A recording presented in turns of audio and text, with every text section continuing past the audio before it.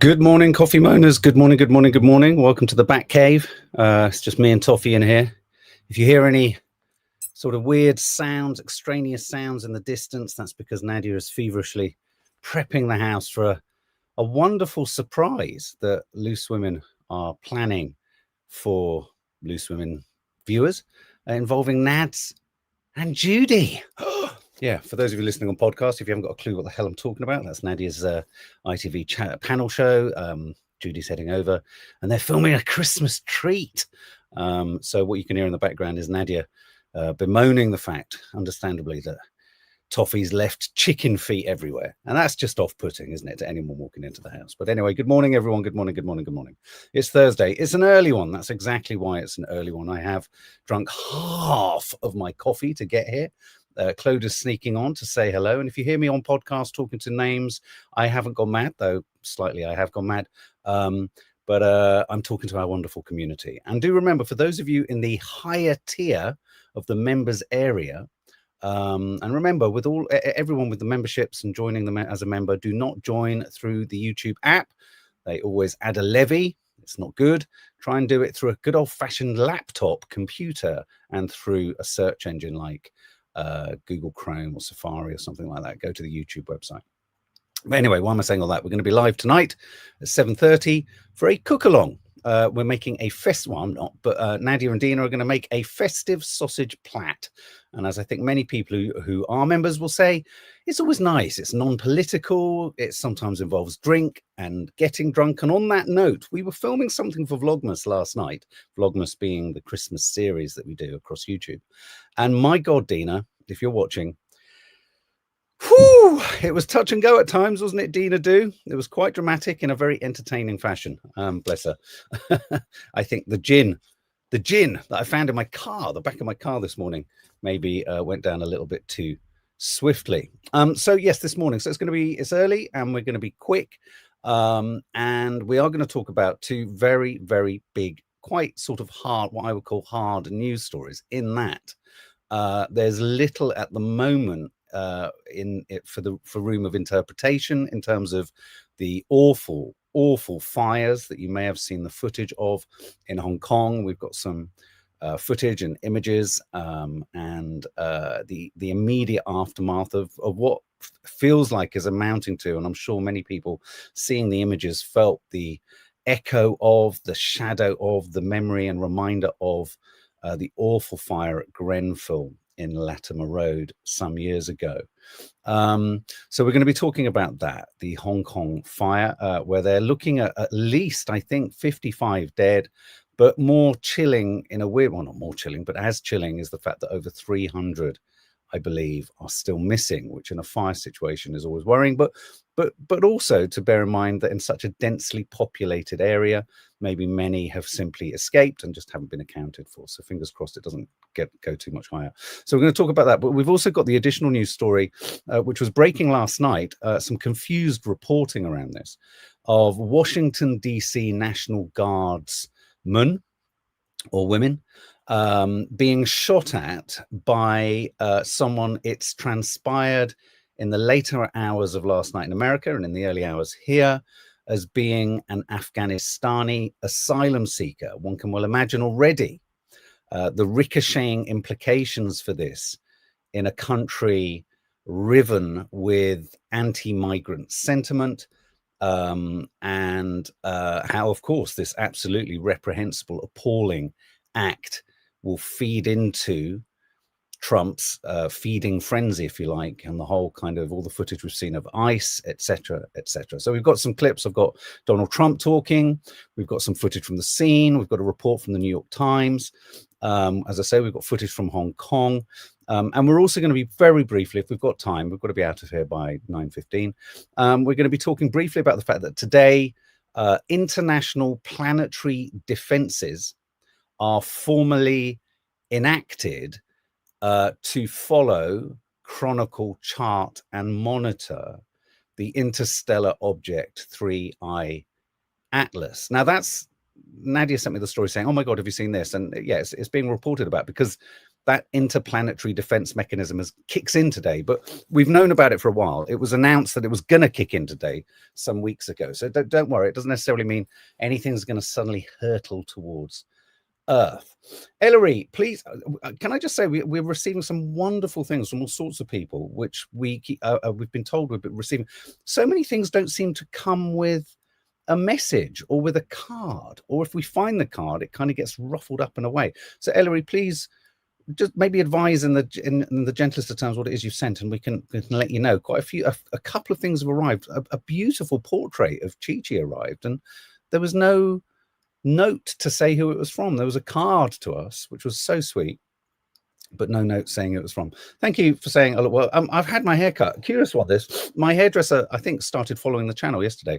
Lovely man, Andrew, if you're watching. I think he probably has discovered since following the channel yesterday that his and my political affiliations or beliefs don't match. But hey, we like it when people don't necessarily agree politically, but like the cut of someone's jib. He's a lovely man and he does a lovely haircut. So thank you very much. Hi, Pat-Man. You're in from a night shift in bed watching on a fast, so no food. Morning, everyone. Morning, Pat-Man. Morning, yeah, Ellery. So yeah, I mean, I know you might want it to be a surprise, but maybe let us know what it kind of is. Is it big? Is it small? Excuse me. If you're listening, that's me actually downing my Diet Coke. Diet Coke? What the fuck just happened there? My coffee. Okay, well, look, let's move on. So I'm going to start with the awful tragedy in Hong Kong.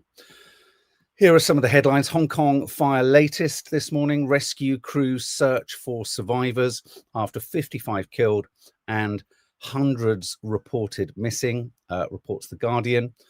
This incredibly powerful image of a man remonstrating with someone off camera, probably his home, maybe his relatives, friends, just a tragic, impassioned image of a man with his hands outstretched, aghast, screaming for help with the burning flats behind him. So reminiscent of Grenfell. Oh,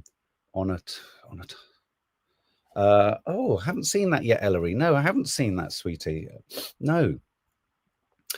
Death toll in Hong Kong tower block rises to 44. Well, it's now risen to over 55. This is a map or an AI or a Google map sort of outline of the 8 buildings that are caught up in this fire, with almost 2,000 apartments, and the feeling, the fear, and the suggestion. And this is something that I've often thought whenever if you travel abroad. I'm trying to think of certainly when I was in Indonesia, I think when we were in China too. In some countries, bamboo scaffolding is used, and I believe there's a fear or a feeling or a sense. And I've often thought this. I mean, obviously with metal scaffolding, fire couldn't spread, but the fear is that perhaps the bamboo scaffolding is what made this spread. Choice words, like wildfire. Chris White 1417 in the chat says, I have friends in Taipo, which is the area this occurred in, and the smell of smoke is everywhere. Given the number of fires at buildings, scaffoldings recently, there is also fear of arsonists, though 3 have been arrested. Well, yes, 3 have been arrested, but I believe the 3 that have been arrested, here's another image, smoke and flames rise, and this is the fire engulfs Wang Fuk Court complex. Fire police are blaming the construction companies gross negligence, and I believe that the 3 people who have been arrested pertain to the company involved. So let me just pull up the I'm just pulling up the where's the 2 national Hong Kong file. Yeah, so what we know so far, at least 55 people have died in Hong Kong. At least 45 people are in hospital in a critical condition. 300 people are missing. This morning, the fires haven't been fully extinguished, which is made up of 8 32-story towers. A total of 4,800 people live in them.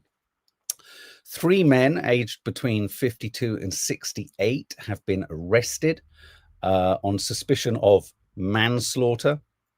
2 of them are directors and 1 an engineering consultant who worked at the construction company. Police allege they have reason to believe that the company's responsible parties were grossly negligent which led to this accident. So it looks like there's a strong feeling that this relates to perhaps a somewhat cavalier approach to scaffolding and what have you. And I mean, again, just, oh God, you know, it's always the way, isn't it? These companies, I mean, it's like the cladding companies, isn't it? That kind of installed the cladding in Grenfell, and presumably, you know, I mean, the flammable nature of it. But as you rightly say, Chris, perhaps there was some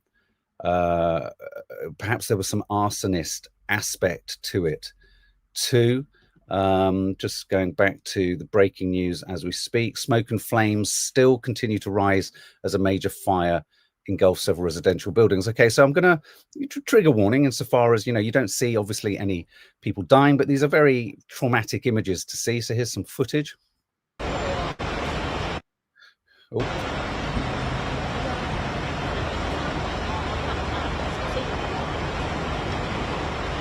Incredibly killing.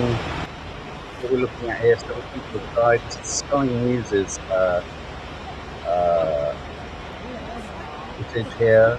We're watching some skeletal outline of the building with fires in every sort of other square window bay. There's a belief that people are still trapped. Some people are still trapped at the very top of some of these towers.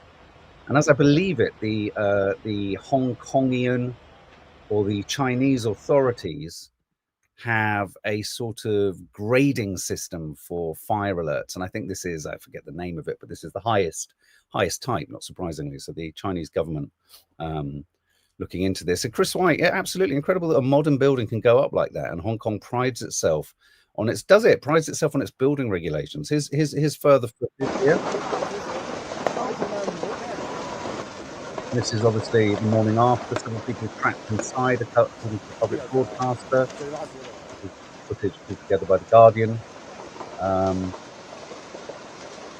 Bamboo scaffolding, you can see there, look, collapsing. Incredible, really.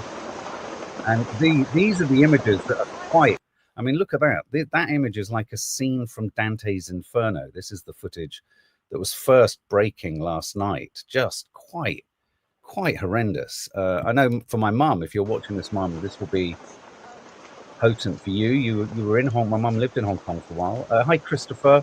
Horrendous stories coming out of residents not being allowed in to get pets that we're in at the moment, etc. It's just awful, Chris, isn't it? Awful. Some fire services also injured. Welcome, Lolly, as a new member. Welcome. Yeah, just ghastly footage. Tragic. And as you can see there, I think all of us are just being reminded of the awfulness of Grenfell. In other news, so moving on from that, guy, your cousin lived there too, Raspberry Mojito Girl. Fiona Hennessy, it's so sad. The buildings are so huge, it's scary to think of people being trapped. I know, I just find that whole concept of, like with 9/11, when you knew there were people above where the fire or where the so-called planes hit, you know, you just knew people were trapped in there.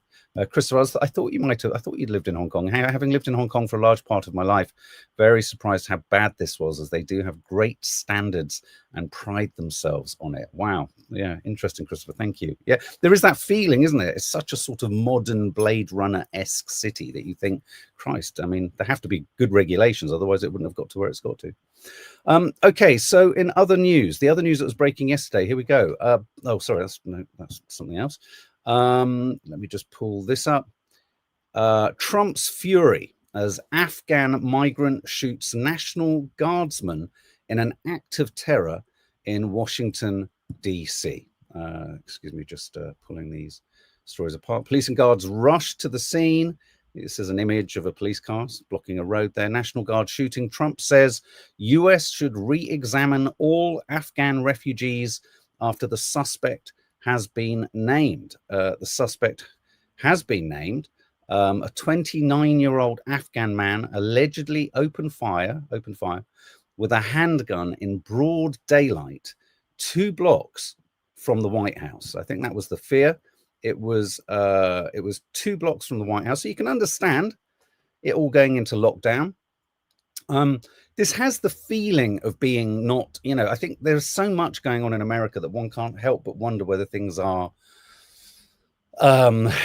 created or fictionally kind of allowed, or there's so much sort of suspicion. I mean, or maybe we're just on our own with that. I mean, so many, when you hear a news story like that, I'm just curious to know, is your first thought one of just responding to the awfulness of it, and obviously the trauma and the awfulness of this affecting the guardsmen in question? I'm just going to show you a clip that Sky News got early on in this of them wrangling and evacuating one of the guardsmen by a stretcher to a helicopter. See here, person being carried to a helicopter after the Washington DC shooting. You can see it happened in broad daylight. But does anyone, when you hear any story almost coming out of America, sort of respond to the story and then immediately respond to the potential context of that story? I mean, I find myself doing that. And I mean, maybe that's just because we've learned in the last 2, 3, 4, well, since COVID, never to just fully even accept the narrative that's being sold to you. And I just wonder also whether we find the likes of Trump and Kash Patel so inherently untrustworthy that one can't believe a single thing that comes out of their mouths. I'm just going to play you a New York Times report because it just gives you some of the details on this and up to the minute. And this is the latest report that's, hi Russ, currently on the New York Times news website. Raised his arm with a firearm and discharged. Sorry, it's obviously me going back to hit play.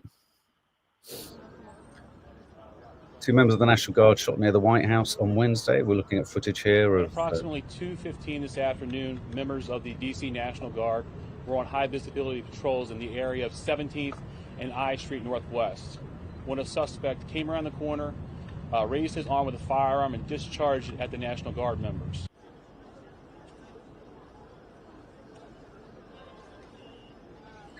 Suspect from Afghanistan entered America under the Biden era. We're not going to put up with these kind of assaults on law and order by people who shouldn't even be in our country. We must now re-examine every single alien who has entered our country from Afghanistan under Biden, and we must take all necessary measures to ensure the removal of any alien from any country who does not belong here or add benefit to our country. So they're in a critical condition. Originally, it was reported, the news was breaking last night. Some members, thought the authorities last night quite quickly announced that 2 guardsmen had been killed. Fortunately for the guardsmen, I think they're not dead, but they're in a critical condition. But it's interesting just reading your comments here. Me too. There was no edge to this, I presume. Americans will always unite against attacks on their military, even under this climate.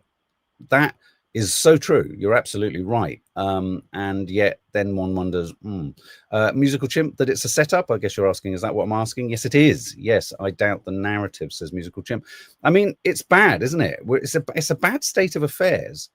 If now when a news story like this breaks, the first port of call or the first thought is, hang on a minute, before I trust the veracity of this, and I do, without wishing to make everything connect back to it, but I do think we can't ignore that, if say we were aware of what the Nazis did in the Holocaust in a sort of public social media fashion, I think everyone would still be sort of viewing life and the world through the lens of having seen the Nazis do that. Well, we're coming, and not even coming out of, we're still in the foothills of, at the moment, a slow motion genocide. So when you've seen the false flags, when you see and you've felt how news stories are manipulated, fake stories hit the press, question marks and ambiguities persist around things like assassination attempts. It is hard to accept almost anything as not stage managed. And so in terms of an update on the condition of the guards, they're both in a critical condition. That's as much as we are getting from, let me just go to the live feed on the, I'm just going to the live feed on the Guardian. Latest updates in Hong Kong. There's no live feed at the moment coming from the US.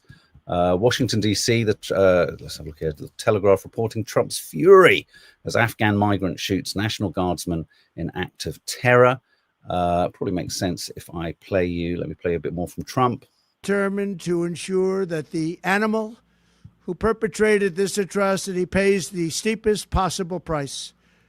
I can report tonight that based on the best available information, the Department of Homeland Security is confident that the suspect in custody is a foreigner who entered our country from Afghanistan, a hellhole on earth. He was flown in by the Biden administration in September 2021 on those infamous flights that everybody was talking about.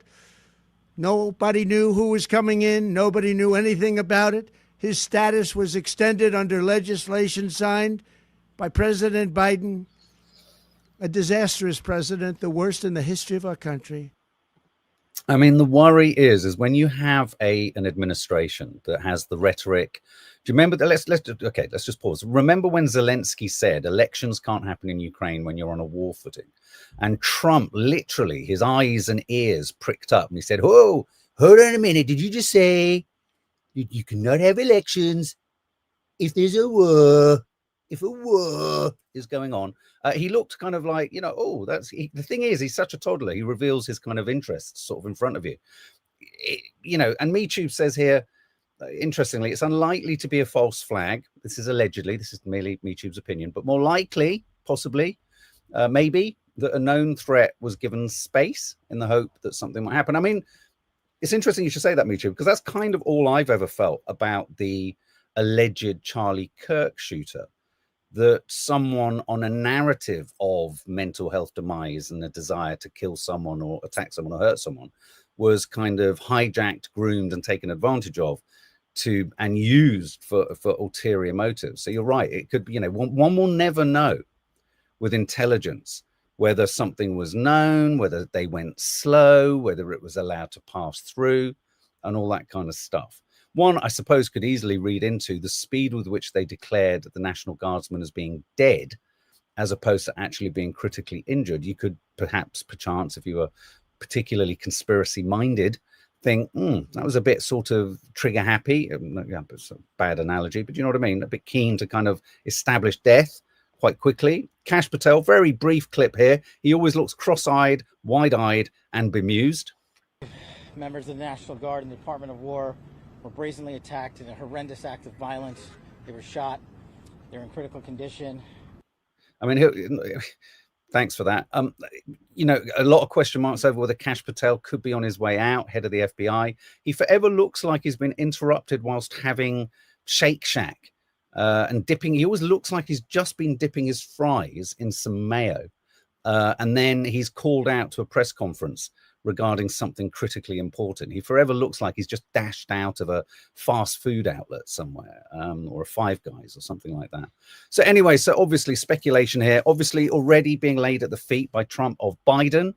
Obviously, and he's trying to do that quite quickly, because I think this shooter's asylum application, interestingly, I'm still waiting for the kind of to corroborate this, but it looks like he may have been allowed or admitted finally legally as an asylum seeker under Donald Trump, though he came into the country under Biden, as Trump likes to say, in one of those chaotic flights out of Afghanistan. But of course, this is manna from heaven for the and the more you think about it, the more you think, oh, hang on a minute, this is the kind of potentially anti-migrant stirring story that has potentially, you could argue, as little as anything in the world does, no connection to potentially America and Israel. Could this be one of those moments where the Trump's regime sees it as a potentially galvanizing moment to pull into line all those Make America Great Again supporters who, the Tucker Carlsons, all that lot, a lot of people who are like, hang on a minute, Make America Great Again doesn't mean we need to make Israel great again. Could this be something? Are the Americans, could the system, could the regime of President Trump's presidency be looking for something that's utterly unrelated to Israel, though I would argue probably everything in Afghanistan is also related in some way to Israel's intelligence service gathering. But could this be the thing that's seen as non-Israeli to kind of galvanize Trumpian supporters? Could it be a setup? Could it be manufactured? Could it have been allowed to happen? And this is the world we live in now. Going back to, interestingly, our conversation yesterday, YouTube, about, trusting journalism, trusting facts. What we're seeing and what we're hearing right now is what's happened as we've seen it or been shown it. There's the guardsman being rushed to a helicopter, etc. But how much kind of analysis, forensic analysis, can we actually give the evolution of this happening and what happened to the Afghanistani asylum seeker? What's going to happen to him from here on in? And how is this going to be used for political point scoring? It feels like, if I'm honest, Trump needs something to galvanize. He's underwater in all the polls. He's losing popularity everywhere. So, it is a curious moment. So let's wait and see. Obviously, thoughts go out to the guardsmen. Let's hope they don't, they don't get any worse. So we're going to wait and see on this one, I think, as shock and dismay after National Guard troops shot. These are the headlines running through all of the papers at the moment. And so finally, in the last sort of 5 minutes of our chit chat, I just want to share with you the news that United Nations confirms that planetary defenses will target interstellar object 3I Atlas as shocking new images are revealed. Don't be worried if you saw my live. The shocking new images from NASA don't frighten us, don't tell us anything. And there is a huge body of thought that feels that NASA is not concealing the exact nature of what this is, because I don't think they know either, but isn't revealing or indulging in exploring the anomalous aspects of the interstellar object. And the reason for that could be the Harvard professor, who I've interviewed a couple of times. I'm going to be hooking up with him again later in the month, later in December.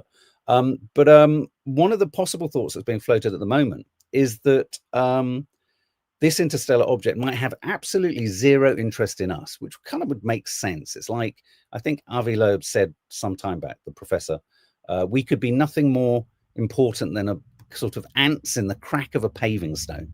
But what he has done some analysis. Go and check out his it's quite scientific, but he's checked out his analysis that when the interstellar object came around the sun and it did a bit of kind of acceleration and maneuvering and sort of seemed to shift and move about, it could be heading for Jupiter's orbit, and it could be heading to do something around Jupiter, which could be intriguing. So don't forget, keep your eye on this. Now, this news, just to remind, I said to Nadia, look, this isn't new news. We knew this was going to happen. This was announced 4 or 5 weeks ago that UN was going to confirm that planetary defenses. But I suppose the thing about that headline is we've never been in a situation where planetary defenses have needed to be engaged so specifically around one thing.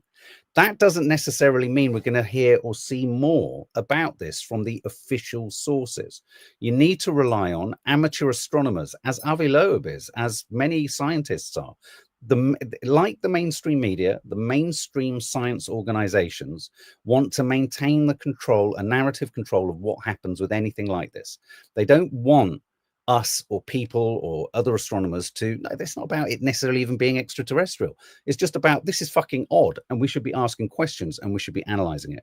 And my fear and my feeling around this official announcement, this is the equivalent for the interstellar object. This is the equivalent of the International Criminal Court saying, it's a plausible genocide and Israel needs to mark its own homework. What happens is everything goes into kind of bureaucratic pause and limbo. And what this thing, I think this announcement does is it allows the international planetary scientific agencies to monitor it, and it allows them to not be transparent with us, the public. So one will need to be getting, images and what's happening to this interstellar object from other sources. And Avi Loeb at Harvard is a good kind of conduit for many of those. So it's just an interesting thing just to keep our eyes on. So from here on in, we should theoretically hear more. It could well be something, and it looks like it is going to be something that passes us by, but possibly, and I think it's around March, maybe next year, that's when it will hit Jupiter's kind of potential orbit. Keep an eye on what it does there. We could have neighbors. It could be that our finding out that there's something else in the universe isn't about an invasion, isn't about war, isn't about impact, but is about someone coming into the neighborhood and building a house down the road. You never know. Anyway, on that note, I'll be holding back on the Palestine action news for tomorrow. Some outrageous things already being said in the court by the new judges that have been basically installed by our government. And on that note, have a lovely day, guys. Another vlog, Cornish vlog, is landing later. Yeah, have a great day. And I'm going to go and see how Nats is, how she's doing.